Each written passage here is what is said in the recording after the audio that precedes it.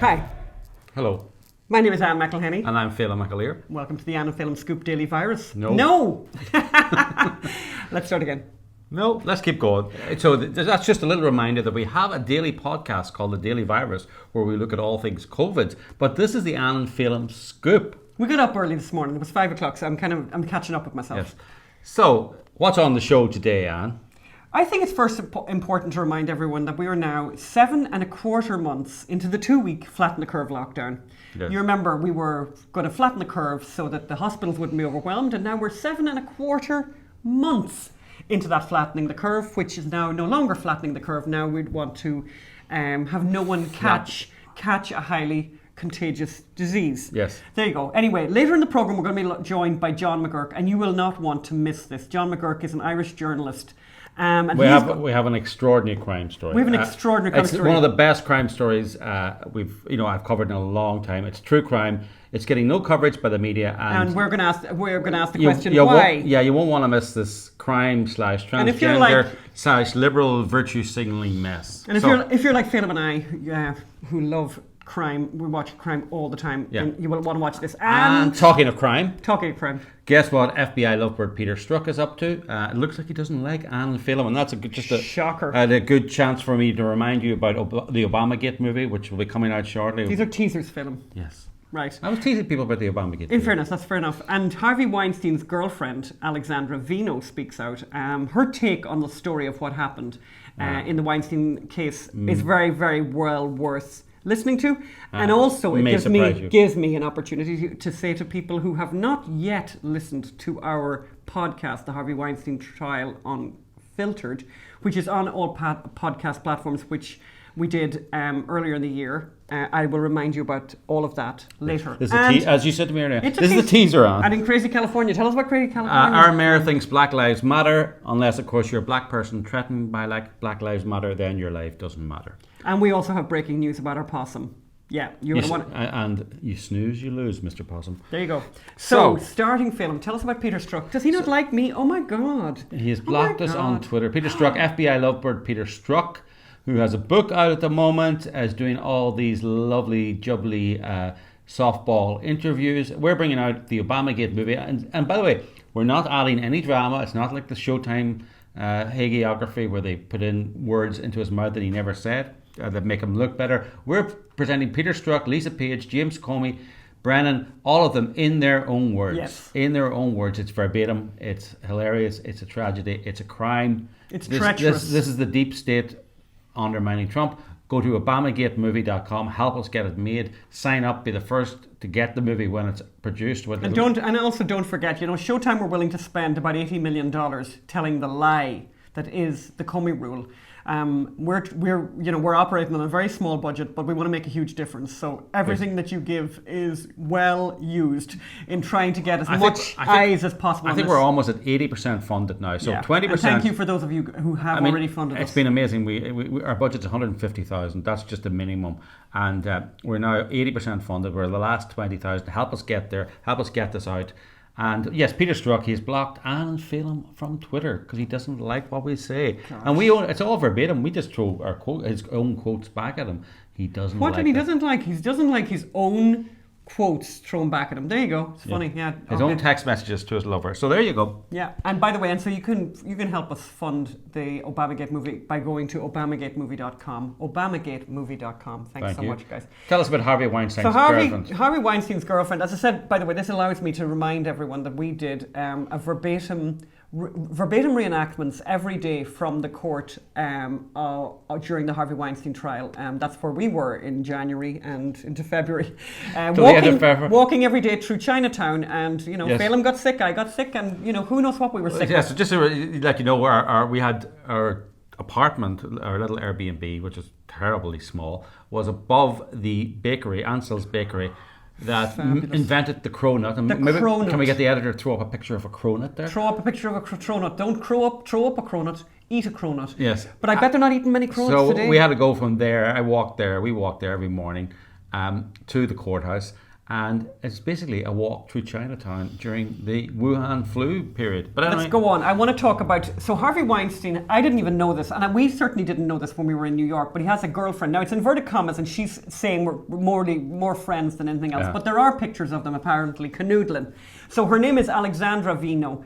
And it's interesting what she has to say. She says he is a scapegoat for the Me Too movement. And she gave an interview to the New York Post, and it's really interesting. I'm going to give you some of the quotes, and it's interesting what she says. And I think, again, I would recommend people to listen to our podcast, which was, again, reenactments by actors here in Hollywood every day of the most dramatic moments of the trial. So go to Harvey... That's the Harvey Weinstein trial, unfiltered. Here's what Alexandra Vino says of her rumoured paramour, Harvey Weinstein. They're being told how to feel. He is a scapegoat for this entire Me Too movement, and they've destroyed his life. It's like being a human sacrifice.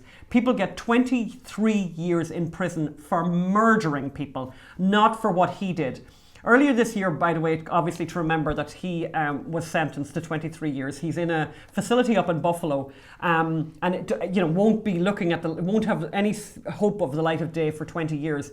Vino is a 30-year-old actress, very beautiful. We're going to put a photograph of her up there. She's a singer, an artist, an aspiring screenwriter, and has been linked with the former producer after she was seen canoodling with him at a downtown hotspot. Canoodling. Is that the New York Post? They actually use the word canoodling. I love the word canoodling. It's a great word. We're very much in favour of canoodling here now. Yes, canoodling should be compulsory. We think that canoodling is very good for the old health there as well. Yes. Yeah. So Downtime and Socialista, on the eve of his conviction, that's the name of the place, for rape last fall, she was seen sitting on his lap and once even interceded on his behalf when another woman protested the presence of an effing rapist. I think it's a bleeping rapist. The bar. I don't think the person said effing. I think they said bleeping rapist. Anyway, they said the word. Yes. And I was being really good to our sensitive audience by saying effing. Okay. And this is a quote from her. This is a quote from her. This is to tell you what I have to say, I'm very impressed with this girl, by the way, because she's doing herself no favours. So she's, anyway, here's what she says. I know what Oscar parties are like. I know what goes on, Vino told the Post. I've seen the gorgeous women throwing themselves at Harvey and other powerful men all day long. These girls in LA and New York are not naive. You don't hit on a guy like Weinstein with a track record of hitting on women. What? And then you're all, I can't believe he asked me for a back massage. Come on. Vino and Weinstein's unusual relationship was on display, whatever, at an art show, whatever. Anyway, in prison, this is interesting, by the way. There's an interesting little insight that I didn't have until now. In prison, Weinstein can call people only from an approved phone list, which includes this girl, Vino, this 30-year-old. And he loses his phone privilege at 5 p.m. each day. But basically, she's... I'm kind of impressed with her because it's certainly not popular. I mean, she even makes the point herself. She's not going to get anything out of this. Yeah. It's definitely not going to help her career, She said that she met Weinstein years ago while dating a man, allegedly the son of a major producer, who now deceased, who made films with Weinstein, who worked for him. I've known Harvey, here's what she says. I've known Harvey a very long time, she told the Post. I've seen women competing to be with him, begging to be with him. I've seen it a lot with a lot of men in the industry. I've also seen how generous he can be, what a godfather he was to people. I find it horrifying what the press did to him, and I think there was an agenda. I'm all for women's rights, this is Vino, and the women's movement, but can't we give women equal pay and equal rights without killing men? We should add, this very much tallies with our take on the trial and on the case. There was one woman in particular there he was being charged with sexually assaulting her. She had hundreds and hundreds of emails where she called him her soulmate, where she called him her father-like figure, her protector. Yeah. She claimed she was assaulted and raped by him, and then took a flight to London on his dime. When she was in London, apparently this is after the assault. Yeah, when she was in London, tried to change her ticket because she wanted to be there when he came to London. So, I mean, and many of their friends confirmed this, that these women were throwing themselves. These were young, aspiring actors. And by the way, Harvey Weinstein, he may not be the best looking guy in the world. He's not. But he tells a great story. He's charismatic. He's powerful. He's rich. He's wealthy. He's interesting. He has interesting friends. This was an entree to that world for these women. Yeah. And that was clear in their emails. Now they're saying that this was forced. we felt that this trial that the verdict was inaccurate. We felt that the verdict, that there was a lot of doubt there, reasonable doubt was there. And we thought, by the way, and there was, funny was in this New York Post story, there was one of the stories from the trial, and I actually took it out because a lot of there are very sexually explicit, pieces of information that came up during the trial, as you can imagine, and I'm not going to rehearse them here. And you definitely would need to know that our podcast, which is called the Harvey Weinstein Trial Unfiltered, is R-rated for sure. Quite a bit of it, not all of it, but some bits of it. I don't even know what my point was. Yeah, she says lines were blurred, and she said, I'm not saying these women are wrong. They both believe their truths and get coached by lawyers for financial gain. Everyone knows men are aggressive and women can be too. I mean, I think there's a lot of reimagining history, and she makes the point, by the way, nothing is in it. This girl, says nothing is in it for me except for the fact that I'm a loyal friend to all my friends. I have a lot of empathy for this man. I saw him lose his whole life. It's hard for people to think I'd just be friends with him. We were friends before the scandal, she said. Being friends with Harvey has not helped me. If anything, it's been publicly not been good for someone with It's kind of like us, this is not we don't want what's in it for us saying, look, stand back a while. Harvey Weinstein may not be guilty. This may be a miscarriage of justice. I mean, it's like, but we were there. We felt it was our duty to tell the truth, and to show, to show the truth about each of these allegations. Absolutely, and there was tremendous holes in so many of these allegations. And by the way, and I think I said this a lot in the podcast. I mean, I think he's a pig, as women would call it, guy, and all of that. But none of the behaviour that he went to prison for, he should have gone to prison for, and he is not. I don't believe he's a rapist. And given what we heard, we certainly didn't think that. But she said, just finishing up this story, she said, he's in jail, but I'm loyal. I want to have a good life. My work is everything to me, and I don't want to be punished for speaking up. But I have to be authentic. I hope you tell my truth, she said to the journalist. Yeah. Incredible story. Tell us about Crazy California. Crazy California. Crazy California. We're going to have a music intro for Crazy California in the future. There's so much Crazy California. There is. So Eric Garcetti, our terrible mayor. Horrible, dreadful. He has dropped his endorsement of the district attorney Jackie Lacey in the forthcoming election. She's black, her husband is black, and Eric Garcetti has dropped his support for her because basically black she's seen as being kind of not anti-law enforcement, right? Uh-huh. She's seen as being fair. Right. And so the Black Lives Matter protesters arrived on her porch at 5 a.m. in the morning. Good morning. Get off of my porch. This is how Los Angeles County District Attorney Jackie Lacey's husband, David, greeted protesters outside their home Monday morning. Off of my porch. I will shoot you. And this is an organization that has both a reputation and a history of violence and attacking people. The husband has now been charged with brandishing a firearm. So the district attorney's husband has been charged by these liberal left other attorneys, and Garcetti has decided that he's going to run because remember Garcetti went out in the middle of the Black Lives protest, took a knee, and stood in the middle of these protesters with no mask. So the next time you hear people criticizing Trump for having no mask, that means you have to criticize Eric Garcetti for having no mask. And Cuomo. And Pelosi for her blowout with no mask. So, look, Black Lives Matter unless Black Lives Matter say they don't. That seems to be the law, the rule. And these Jackie Lacey, who has liberal credentials going up, whatever, it just doesn't matter in the end, and she's been hung out to dry now. And the revolution eats its own, and we've seen a quick translation for people who are not living in the United States of America. Blowout is a blow dry. I just thought I'd throw that one in there. What do I know? What do you know? But blowout, yeah. I mean, and by the way, I'm very impressed that you even know what a blowout is. But anyway, I don't know. Who says I know what a blowout is? I'm just reading the script. And by the way, what I also think is amazing is and worth mentioning, by the way, that I would love to know who did Nancy's hair, because and we do know the name of the woman. I think she came out and said it was herself, but God, she did a great job. Beautiful. But Nancy Pelosi has very well maintained hair anyway.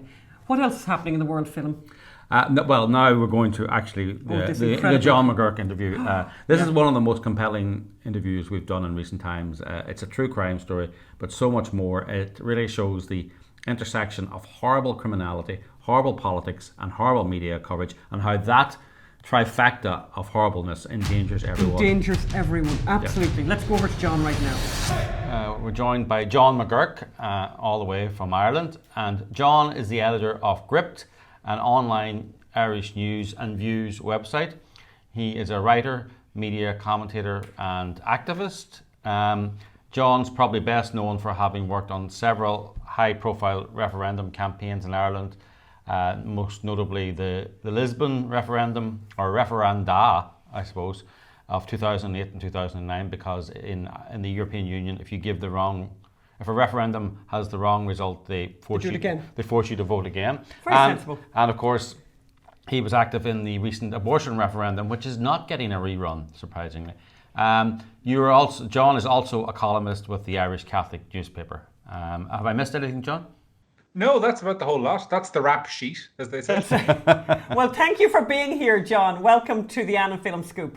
Thanks, Anne. Thanks, Phelim. It's great to be with you. I'm a huge fan, have been for a long time. Well, thank you very much. I mean, there are many reasons why we would like to talk to you, but the one that really caught our eye this week, and it's had very little publicity, almost none at all, but you've been really leading the pack on this, or not leading the pack, actually. No, not leading the pack. Out on your own. No, a leader, actually, in doing proper journalism. Yes, and it's about the story of one Barbie Kardashian, right? Which, interestingly, is not her real name, and her is not her real identity. Well, it's a strange story. So I think it's good to play. I think the place to start, perhaps, is to ask John, who is Barbie Kardashian? No. Let me just say, I saw this story first in the Irish newspapers. Female woman, homicidal woman about to be released from prison. And it's a major story, and about to be released from detention. And the authorities were so scared that she was so homicidal that they went to court to try and keep her in. And probably rightly so, the judge said, being homicidal is not enough to keep someone in detention. They have to commit a crime. And we would all agree with that. And I was thinking, well, that's an interesting story. Then John came out with the true story, the real story behind this, that the woman is not, maybe under Irish law she may be a woman, but this is an actual man who has not had gender realignment surgery, but under Irish law has decided she's a woman and therefore must be referred to as a woman. And it really struck me as a public health issue that people were out there looking for this woman who was a homicidal maniac, whilst biologically this person was a man. But John, you tell us from the start about this story. It's really been going on, Phelim, for the last couple of years. Every couple of months you'd have a story in the Irish newspapers about this particular individual who was always referred to as a young woman with significant mental health issues. And a couple of years ago, for example, there was a story about how this individual had assaulted an Irish state social worker, nearly blinded the person concerned, had expressed fantasies about raping women and attacking women, and so on and so forth. And there was always just something that jarred at the back, I think, of a lot of people's heads going, obviously it's not uniform the case that all women are angels and all criminals are men, far from it. But the specific nature of the crimes that this person was either committing or expressing a desire to commit didn't sound like the kind of thing that a normal that a young woman, a teenage girl, would be interested in, to use a better term. And plus, the reporting always had this strange line to it that there were elements of the case which could not be discussed. And so it really was about 2 weeks ago, when it became clear that this person was going to be released, we had people approach us saying, you need to get the real story out there, that this person, whose birth name is Alejandro Gentil, now known as Barbie Kardashian, is in fact a young male. Now, it's very important for your viewers to understand that if you were an Irish person reading the newspapers in Ireland about this story for the last 18 months, you would consistently have heard dangerous young woman over and over and over again. And not only that, you would have heard news stories and read newspaper stories saying Gardaí are warning the public. Gardaí, sorry for your listeners, are the Irish police force. Gardaí are warning the public about the risk posed by this dangerous young woman. Now, so they're going to the difficulty of telling the public, be on the lookout for a dangerous young woman. Mm-hmm. But the fact is that Barbie Kardashian is as much of a man physically as Phelim is, or I am. There has been no hormone treatment. There has been no surgery. There has been absolutely no change in his status whatsoever, apart from the fact that he filled in a certificate of gender recognition form, which under Irish law, a law we introduced in 2015 called the Gender Recognition Act, you need to fill out the form and you need the courts to approve it, which they do automatically once you're over the age of 18. And then you become the opposite gender in all ways legally. So to a lot of your listeners or viewers, this might sound absurd, but I mean, it is literally the case that if I was to drive into my local courthouse with my birth certificate, in 15 minutes, I could walk out again being legally female. And once I'm legally female, I am entitled to be treated legally as a woman. And that is without any restrictions. There's no requirement that a doctor or a physician certify that I have gender dysphoria. There is no requirement that I be undergoing any sort of gender reassignment process. Nothing. Literally, if I say I am a woman, I am therefore a woman in law, and I'm entitled to all my legal documents saying I am a woman. So that's the background to the story. That's how this came to pass. So I think there's two things. I mean, we're going to talk a little bit about Barbie Kardashian's identification as a woman. But I think before we do that, I think it's fair to look at the history of this individual's life, and actually reading you guys' story in gript.ie, and we're going to put the link up, by the way, for people to read the whole story along with our notes on YouTube, because people will be very interested. But it's actually a really sad story, by the way. I mean, this is a dreadful story. Tell us about this person's childhood. Barbie Kardashian was born on Christmas Day 2001. I've given her original name already. It was Gabriel, little boy called Gabriel.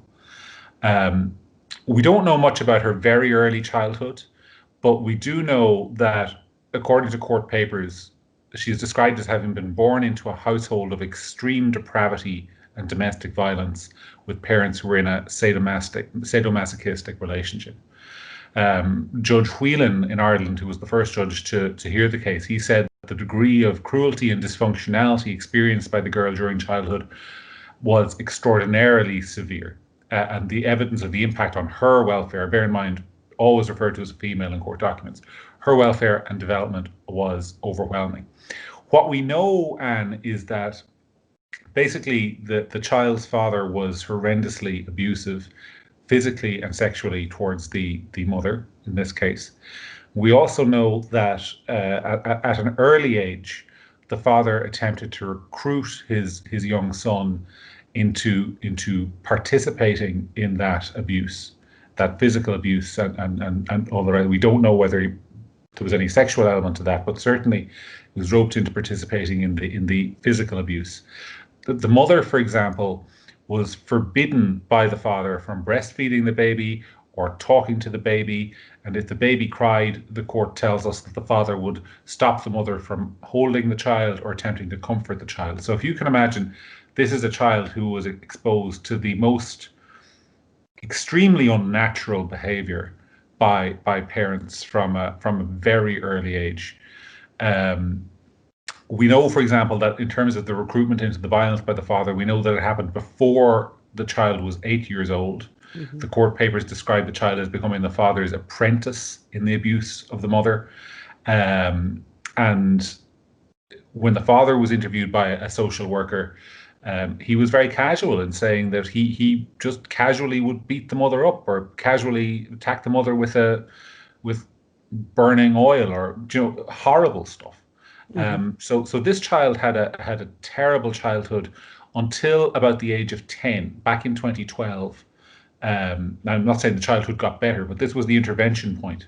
At the age of 10, The child violently attacked his mother. And this was drawn to the attention of the authorities, I believe by a concerned neighbour at the time. And the child was taken into foster care, taken away from the parents completely, and basically has had no contact with their parents since then, since about 2012. But over that time, the damage basically done in those first 10 years has expressed itself continuously while in care.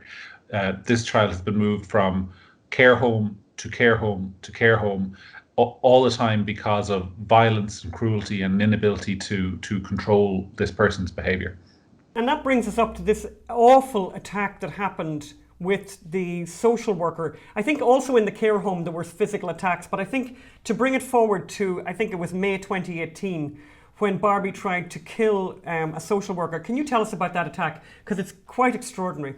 Yeah, this was the 1st of May 2018. And at this stage, the Barbie is 16, 17 years of age, so she's in the juvenile system at this point in Ireland. So I'm not sure what the exact equivalent is in the US, but under 18 in Ireland, you go into a sort of juvenile justice system.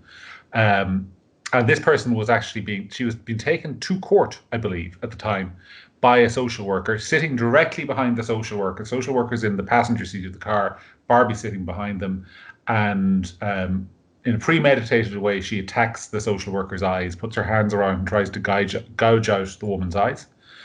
The woman manages to close her eyes in time, but she suffers severe lacerations to her eyelids. And there's also an attempt to physically choke her from behind. Repeatedly, Barbie tells the woman, "I'm going to kill you. I'm going to kill you." Keeps saying this over and over again. Tears out some of her hair. Social worker eventually is able to stop the car. Manages to, and we're not sure how exactly they managed to call the police, but they managed to call the police, and was taken to hospital. And when Barbie's interviewed by the Gardaí, she's found to have a large lump of the social worker's hair in her pocket. As a trophy. As a memento, yep. Now, anybody who is familiar with some very high-profile cases of violence against women in the US, for example, will recall that taking a memento in a case like that is a sign of somebody who is a danger and a threat to do it again. And that was the evidence provided by the psychologist and the psychiatrist. And I noticed as well here, and again from your story, that the Irish Independent reported that the Gardaí, when they interviewed Barbie on that occasion with the social worker, that she said when she heard the social worker scream and cry while asking me to stop, was music to my ears, is how Barbie described the sounds of screaming from the social worker who was being really mauled by basically. It was music to her ears. What's more, I can tell you, I can give you something that wasn't in our story, for example, that we didn't include, but which is relevant, I think, is that obviously each of these incidents is getting reported in the media. The Irish media are reporting a social worker attacked and so on and so forth. At that time, Barbie Kardashian is maintaining, under their old name, a social media account, Twitter account. And every time a story like this happens, they're tweeting out, "This is me, I did this. DM me, contact me." Like, this person is not only enjoying the crime, but is also enjoying the notoriety for committing the crime. Are those accounts still open? I checked that account a week ago, and it's still there, isn't it? Well, the last time I checked was several days ago, and it was still there. Yeah. Barbie Kardashian's Twitter account. Yeah. Bring us forward from that moment then. So that was 2018. So then she's due for release, and people in the system are panicking, and they go to court to try and stop her being released. But all the time, so actually, let's talk about her attempt to get gender reassignment surgery. So let's talk about Tavistock House. So at one point, Barbie Kardashian, is now known, Barbie Kardashian, went to Tavistock House in the UK where they do gender alignment. Tavistock House is notorious for doing gender reassignment in the most inappropriate circumstances on children. Isn't that correct? They take a very liberal approach, should we say that, to determine when gender reassignment is necessary. What they would say, to be fair to them, is that if a child tells them that they're transgendered, they believe them. That's the approach that they take. I think when talking about Barbie, though, I think there's an element of the story just before Tavistock that's important, which is that in 2015, up until this point, so far as we know, Barbie had displayed no gender dysphoria whatsoever. In 2015, at the age of 14, 15, she's actually placed into foster care in a house with a transgender individual at the start of the year. And by the end of the year, Barbie announces, I'm actually transgender as well. So there's very clear, I don't think personally it's a coincidence that this person is placed in with somebody who is transgender and then decides, oh, well, that's the path I'm going to take. Nonetheless, the Irish state, once told, oh, I'm transgender, says, right, well, the first thing we need to do with you is get you off to the Tavistock Clinic in London. So Tavistock Clinic obviously specialises, or so it says, in the care of transgender adolescents and teenagers. And they assess Barbie. And it's important to read exactly what they said. They said that Barbie Kardashian ticked all the correct boxes for gender dysphoria, but displayed a notable lack of affect. All the facts were correct, but there was no emotional impact, as if she had learned off the words to say, had researched the area, and was able to provide a tick box list of symptoms that are required to the formation of this diagnosis. So that is, and I think, as you noted, Phelim, the Tavistock Clinic, they're not known for their conservatism when it comes to this issue. But they actually interviewed Barbie Kardashian, and they came to the conclusion, in so many words, this person is reciting a list of symptoms that he or she has learned on the internet that are necessary to be diagnosed as transgender. They recommended, on the basis of that there was no necessity for or benefit to a form of gender reassignment or course of hormone treatment. At a later date, Barbie was interviewed by a Professor Kennedy in Ireland, who's a child psychiatrist and a specialist in this area, and he formed the exact same conclusion, saying that gender reassignment had absolutely no role to play in the management of her case. So, I mean, that is not just the people who I think would be, by people who are transgender, would say that Tavistock are the leading authority in the world. And would not be renowned for their skepticism in this area. And a leading Irish psychiatrist look at this person and say, this person is not a candidate, and we don't believe the prognosis is genuine. Nonetheless, that doesn't matter in Irish law. I think this is, if as a journalist, what I would say to your viewers is that's the important thing you have to remember about this case.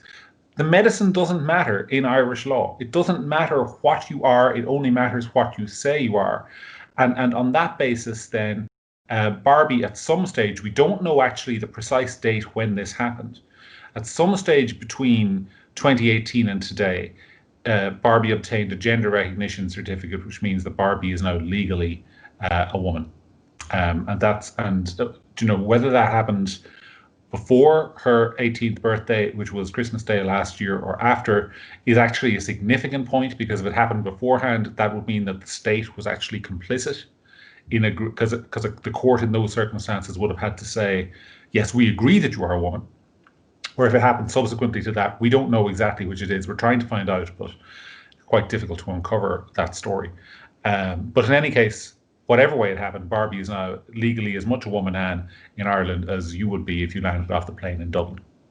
Obviously, that's a scandal and a disgrace in itself, that the state is colluding in that, and the state has no standards. That the law, it must be one of the few laws that you can say black is white because I feel it is, rather than it is. But then we fast forward to recently, where she's getting out of she's getting out of custody, and the police are saying this is a major, to use a phrase, public health crisis.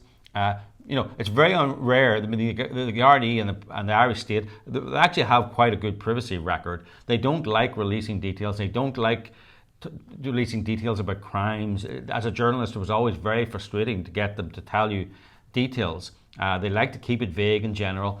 But they said, be on the lookout for this person. But they said, be on the lookout for this woman. Woman is a danger. And so you have all of Ireland looking for a woman.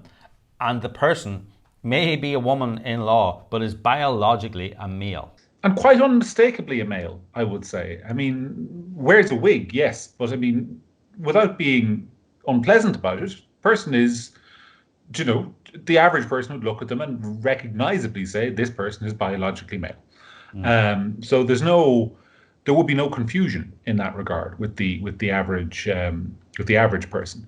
But this is the thing that drew us to it. It's not that I don't personally, I have to say, have a particular issue with Barbie Kardashian being transgender.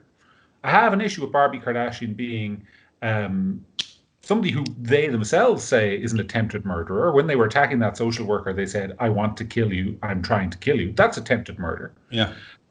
By the way, this is another issue with Irish law, and it has been somewhat lost in this story. That incident happened 2 years ago. This person attempted to murder somebody 2 years ago while they were a juvenile. And apparently, they've served their time now for attempted murder. I mean, when you think about that, there's to my mind, there's no reason this person should be on the street for another 20 years, having committed that crime. But also, in the intervening time, is it not true that Barbie Kardashian has expressed the wish, the desire to murder her own mother, and repeatedly says so? Is that correct?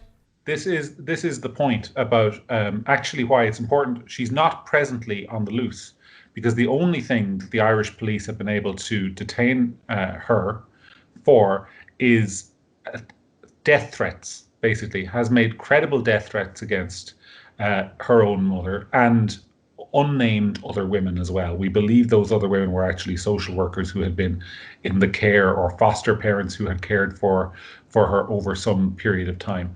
So this person has currently been detained. The only thing the Irish police could do was literally wait outside the doors of the prison until this person walked through.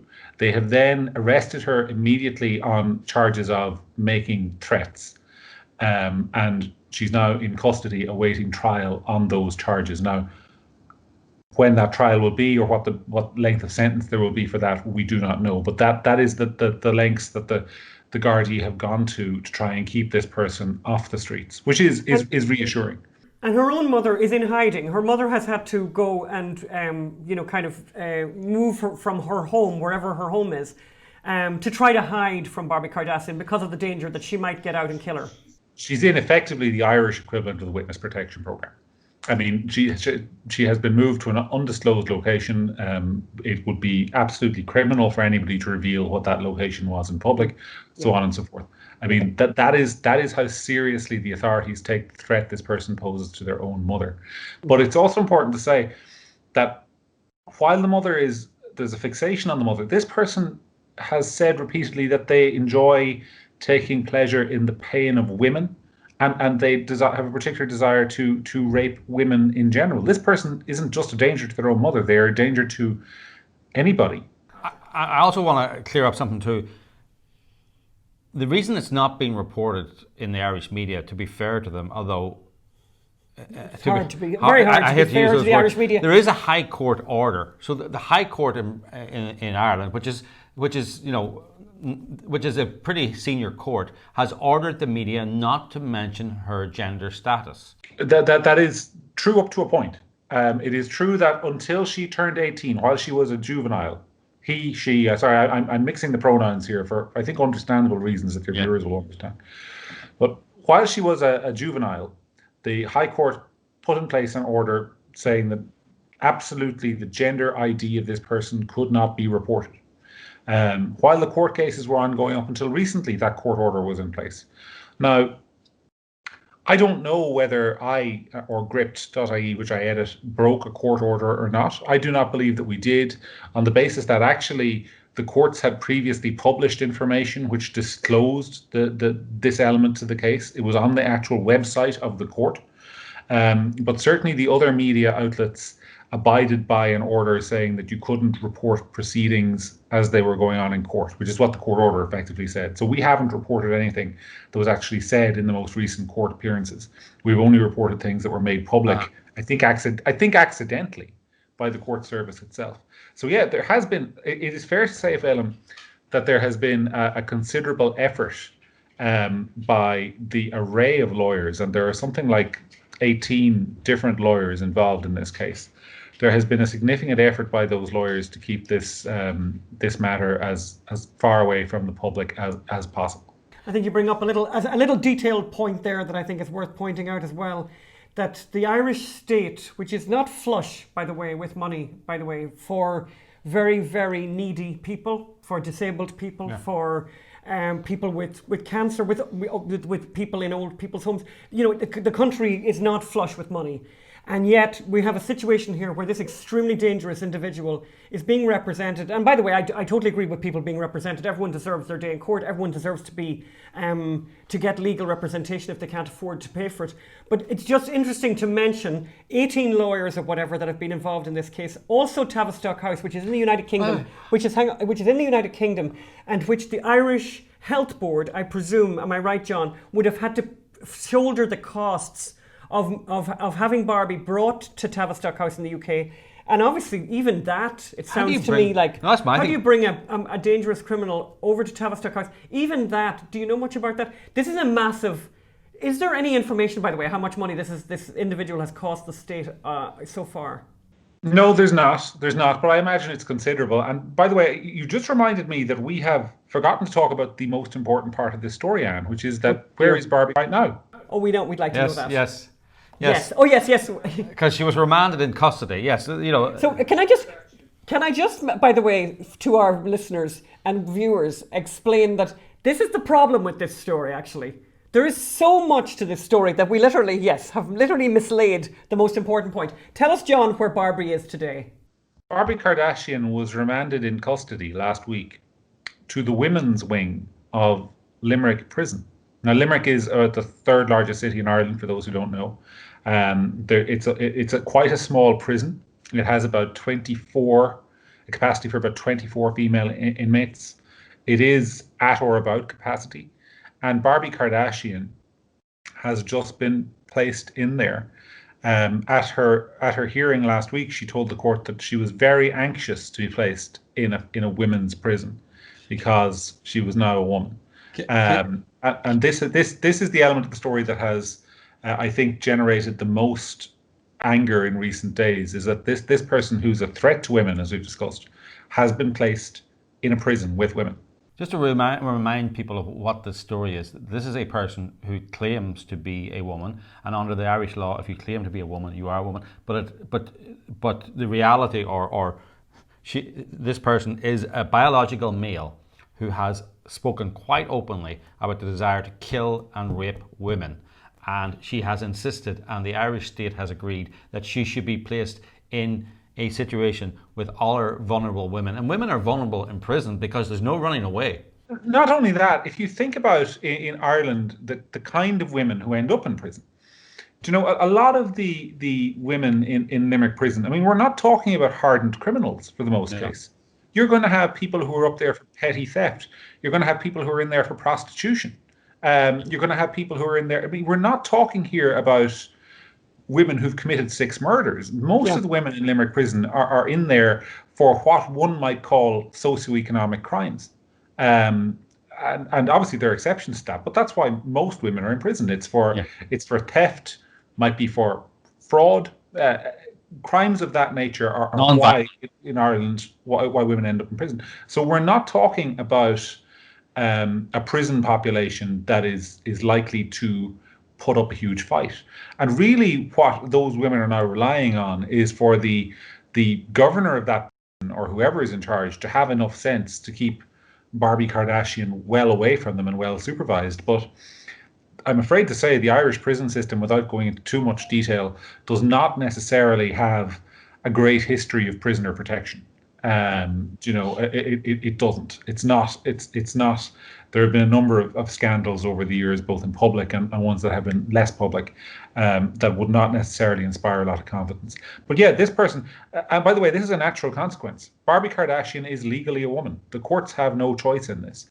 Under Irish law, the courts are not permitted to draw any distinction whatsoever between a transgender woman and a woman. How did Ireland end up like this? How did this law pass? People in America may think of it as a conservative Catholic country. How did Ireland end up with this mad law that is now putting vulnerable women in danger? We could talk for an hour about how Ireland ended up in a position where this law was passed. I'll sum it up by saying that in Ireland, in the aftermath of the sexual abuse scandals that racked the Catholic Church, the cultural pendulum didn't just swing back to the centre; it swung the whole way to the far cultural left. That is the first reason. The second reason is that Irish politics is dominated, and I stress dominated, by unelected lobby groups. And what I mean by that, an American might think, oh, he's talking about the NRA. I'm not talking about the NRA or even Planned Parenthood or any organisation like that. In Ireland, your average NGO, as I call them, non-governmental organisation, is 100% funded by the Irish state. And so you have an Irish Women's Council, a Council for Civil Liberties, you have a whole range of charities, LGBT groups, etc. The Irish state spends, to put this comparatively, 17 billion euros a year on healthcare and 10 billion euros a year subsidizing non-governmental organizations or charities. And these organizations have a huge amount of influence over politicians. A huge amount of influence over the media, for the simple reason that if you're a journalist in Ireland, the dream is to be a journalist for a couple of years and then find a job as a special advisor to an NGO. So they have a huge gravitational pull on the media. They have a huge gravitational pull on politicians, because if you lose an election, who's there to offer you a nice job? We have this sort of, I call it the blob. It's like a state within a state that exerts a huge amount of cultural and political influence, and it is relentlessly progressive. And I don't say I actually don't normally use the word progressive as an insult, because I think some progressives have some good ideas. I'm not a down the line right winger, but on this kind of cultural Marxist agenda, if you want to call it, they have been relentless on everything from sex education in schools. There's a push on at the moment to completely reform our sex education in schools so that we have 4 and 5-year-olds being taught about the ins and outs of both homosexual and heterosexual sex. I don't think that's an appropriate age for any child to be learning about sex of any kind, to be honest. Yeah. It's impossible to describe to an American viewer, unless you live here, how overwhelmingly powerful the blob is in Ireland. And it is mainly as a result of state funding. And what if I was to warn anyone in any other country about how not to go down the road of Ireland, it is simply this: keep charities and lobby groups away from the dollar at all costs, because once they get it, you'll never get it back off them, and they just become bigger and bigger and bigger. And that's what's happened in Ireland. That's my explanation, Phelan. You guys are Irish too. You might have a different explanation. Yeah. No, that sounds reasonable. Okay, just we really have to go, but let's give us a quick update about COVID-19. I see that just breaking. The Irish government are like Donald Trump, as you said on Twitter. They're rejecting the scientific consensus on COVID-19. They are. We have so in Ireland we have much like the United States has Dr. Fauci. The Irish state has an organisation called NPHET, or the National Public Health Emergency Team, which is comprised of our most senior doctors and scientists, and they have been relentless for more lockdown, for more restrictions, for shutting the country down until we get to zero COVID, which is very difficult when you're an island. We have people flying in and out all the time, so we're always going to have some degree of COVID. So today, because our cases have been going up quite significantly recently, although notably hospitalizations have not, we've had this sort of case-demic where there have been loads of new cases, but actually the hospitalizations and the deaths haven't tracked nearly like it. But so the medical experts today recommended a full lockdown of the country for the second time. We had one in March, and then it was eased off. They recommended a second one. And our politicians have said no. which is very surprising because the Irish media has been scathing about President Trump and about Boris Johnson in the UK and about other countries where the politicians have said, actually, let's not go the whole way with the medical advice. So yeah, that's an interesting little line. We're going to stay at a sort of intermediate level of lockdown, sort of where you guys are. So we have two more questions we ask all our guests that we have, and those are: one, during this pandemic, have you been cooking a lot? And if you have been cooking, what is your go-to recipe? And our American audience would be particularly interested in what John McGuirk might be cooking. I'm not a huge cook, I have to say, but I do make, if I say so myself, I think I make a mean Irish stew. Ooh. And I'm not especially. I'm quite rustic with it. My approach is basically throw a load of potatoes into a pot and then basically every other vegetable you can find and some really nice meat, and slow cook it. And generally speaking, if we do it in the right order, I think most of your listeners who aren't vegetarians would like it a lot. The order in which you put this stuff in might be important. The last question we ask everyone is there a piece of art, a poem, a movie, a piece of sculpture, a painting that is very important to you that you could tell us about? I mean, my tastes in art and music and movies, for example, are incredibly trashy. If I'm sitting down to watch TV, it's going to be something like Game of Thrones or HBO's Rome, I remember from years ago, which I absolutely loved. But if there's a piece of art that meant something to me, I would say, if this isn't too pretentious, a piece of art that hits me is the Sistine Chapel in Rome. Nobody who hasn't been inside that building, I think, can appreciate the magnificence of it. I mean, it's one of the few things people say it takes your breath away. Yes. That's one of the few times in my life where a piece of art has actually taken my breath away. By contrast, for example, the Mona Lisa is just. Yeah, what's the fuss about? I totally agree with you. I know of one example where somebody was moved to tears by the Sistine Chapel. It's just. Oh yeah, no, I think that's very frequent. I mean, I remember the first time I saw it. It's very overwhelming. It's extraordinary to think that someone created that. I want to mention one last one for your listeners. In terms of a piece of music, there's a Canadian singer called Lorena McKennitt, who puts poems to music, and she has a version of I think it's Wordsworth's Lady of Shalott. And I beside the river lie, long fields of barley and of rye that clothe the world and meet the sky, the Lady of Shalott. And she sings us the poem as a song, The Lady of Shalott. I think it's one of those beautiful pieces of music I've ever heard. Oh wow! So I'll give her an honourable mention. Okay, we're going to mention all of those. Well, listen, John, thank you so much for your time today. This has been just fantastic. Well, John, where can people find you? Gript.ie and... Gript.ie is the news site. They can find me at John_McGuirk on Twitter if they want, and they'll find some sort of rebellious witterings from a very liberal country in Ireland. We're very grateful for your time today, John. Thank you so much. Thanks so much, Anne. Thanks, Phelan. Thanks for all that you do. Thank you. Bye.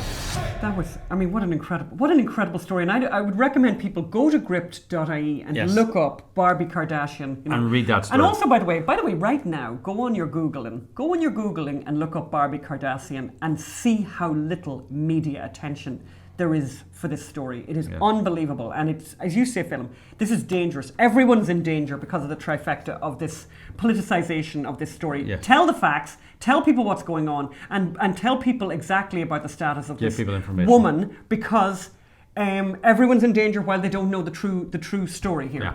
So, update on our possum. Tell me about the possum, Phelan. Phelan has taken an incredible interest in this possum. So, we were feeding the possum. We were feeding the possum. We're not feeding the possum anymore. We're not feeding the possum anymore. No, I don't have the tape, actually. The tape seems to have disappeared. My camera wipes.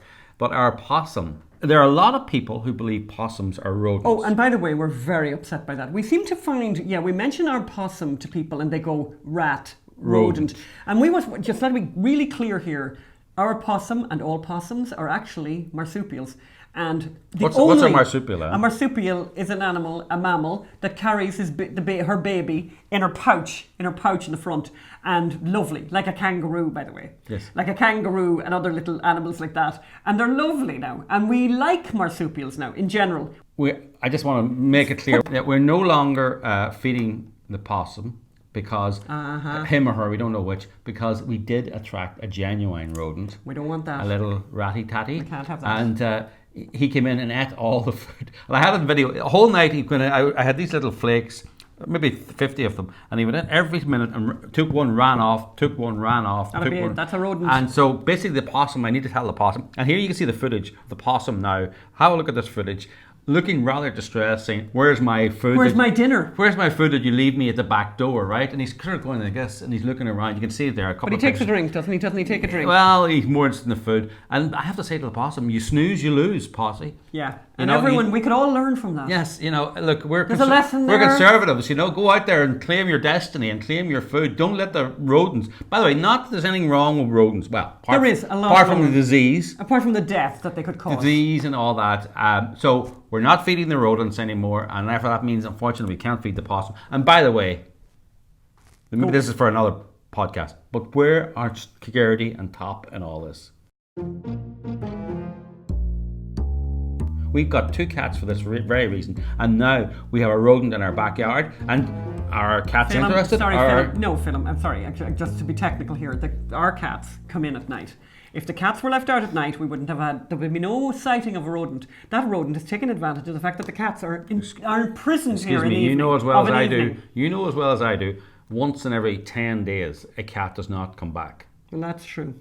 And I sit up all night worrying about him. Mostly Scaredy, and we still have a rodent. So I'm going to have a word with Scaredy and Top's training officer or whatever, and saying, enough already. Enough. And enough already in general. So that's it for this week. We are really grateful that you guys joined us today. Yeah. And don't forget to give what you can to ObamaGateMovie.com. ObamaGateMovie.com. We're so excited.